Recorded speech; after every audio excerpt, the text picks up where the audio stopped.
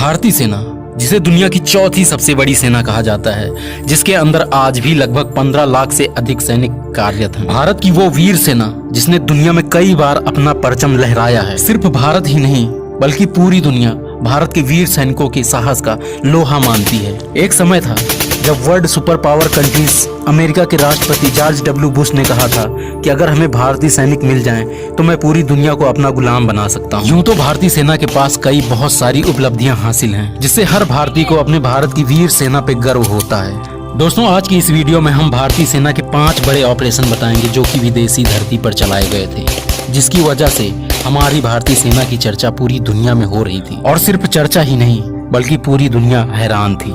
आज से करीब 30 साल पहले म्यांमार में छिपे कुछ उग्रवादियों ने भारत की संप्रभुता और अखंडता को जब चोट पहुंचाने की कोशिश की, तब भारतीय सेना ने म्यांमार की धरती पर घुसकर करीब 40 से ज्यादा उग्रवादियों को मौत के घाट उतार दिया, जिसे गोल्डन बर्ड के ऑपरेशन के नाम से जाना जाता है। म्यांमार की धरती पर चलाया गया सेना के द्वारा यह ऑपरेशन सेना के इतिहास में हमेशा के लिए स्वर्ण अक्षरों में अंकित हो गया।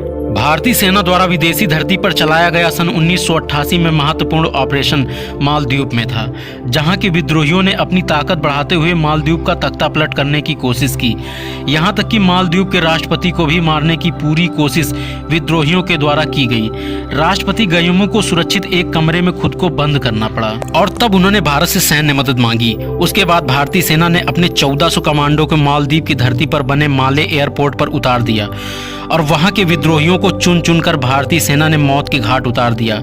इस ऑपरेशन का नाम कैक्टस दिया गया। तीसरी बार विदेशी धरती पर सेना द्वारा चलाया गया सबसे महत्वपूर्ण ऑपरेशन सन 1987 में श्रीलंका में था, जब लिट्टे के बढ़ते प्रभाव को कम करने के लिए वहां की सरकार ने भारत सरकार से सैन्य मदद मांगी थी और लिट्टे के आतंक का सफाया करने के लिए भारत ने अपने 50,000 जवानों को श्रीलंका के जफाना क्षेत्र में उतार दिया। यह लड़ाई करीब 3 साल तक चली। इस ऑपरेशन का नाम पवन दिया गया और इस जंग में करीब 1200 भारतीय जवान शहीद हुए थे। सेना द्वारा विदेशी धरती पर चलाया गया चौथा सबसे बड़ा ऑपरेशन जो कि पूर्वी पाकिस्तान में था।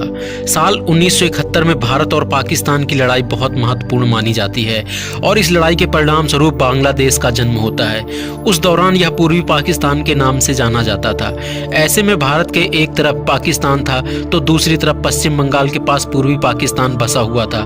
जैसा कि आप सभी जानते होंगे कि पश्चिम बंगाल से सटा होने के कारण वहां का कल्चर भी बंगाली ही था, जिसके चलते भारतीय सेना ने एक बड़ा ऑपरेशन चलाकर बांग्लादेश में घुसकर उसको पाकिस्तान से अलग करके नया देश बना दिया। सेना द्वारा 5वां ऑपरेशन किया गया दोबारा से फिर म्यांमार की धरती पर 4 जून 2015 को, जब मणिपुर के चंदेल जिले में हमला करके सेना के 18 जवानों को उग्रवादियों द्वारा मार दिया गया। यह हमला उग्रवादियों के लिए बहुत महंगा साबित हुआ। भारतीय सेना ने अगले कुछ दिनों के बाद प्लान बनाकर सभी उग्रवादियों को चुन चुनकर ठिकाने लगा दिया। इस तरह भारतीय सेना ने म्यांमार की धरती में दोबारा से घुसकर एक बड़े ऑपरेशन को अंजाम दिया। इन सब के अलावा आपको बता दें कि भारतीय सेना देश के बाहर कुछ मिलिट्री बेस का संचालन भी करता है।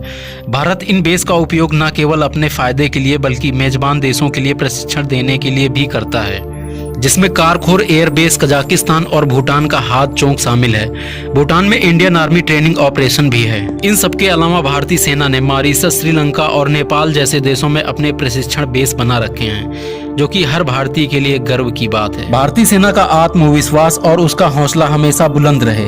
इसके लिए सरकार को चाहिए कि वह उसकी जरूरतों को प्राथमिकता से ध्यान दे, क्योंकि भारतीय सेना जितनी ज्यादा मजबूत और शक्तिशाली होगी, यह देश भी उतना ही मजबूत और सुरक्षित होगा। और जब देश सुरक्षित रहेगा तो जाहिर सी बात है कि देश का हर एक नागरिक भी सुरक्षित रहेगा। जय हिंद, जय भारत।